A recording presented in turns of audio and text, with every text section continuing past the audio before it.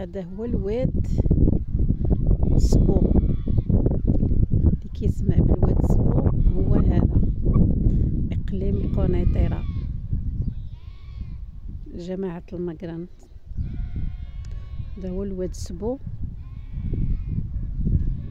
من الجهه من الهيه سدوه، سدو قطعوا الماء باش ما يبقاش يمشي الجهه الاخرى، وخلاو الماء من هنا مطلوق، حيت الواد داير داير داير وكيمشي من الهيه من اللور. هاد الشجر وهاد الليمون اللي كاين اللور كتلقى السد ديال الواد سبو. من تما دايرين القوادس واخدين الماء، يعني في الجهه الهيه في القنت دايرين الموطور.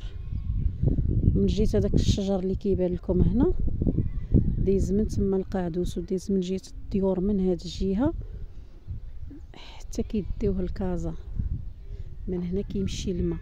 وهاد الواد ملي كتكون الشتا بزاف تبارك الله والصلعان بيك بحال دابا كيطلع حتى لهنايا، لدرجه كيفيض على هاد الديور اللي هنايا الا شفتو. ولكن حيت الماء كياخذوه كيديوه صافي ما بقاش كيفيض على الناس. الحمد لله والشكر لله. وحنا دابا كنحمدوا الله ونشكروا على هاد الشتيوه اللي عطانا ربي، الناس محتاجه بها. وهذا الشيء اللي كاين. يلا بسلام عليكم، في امان الله.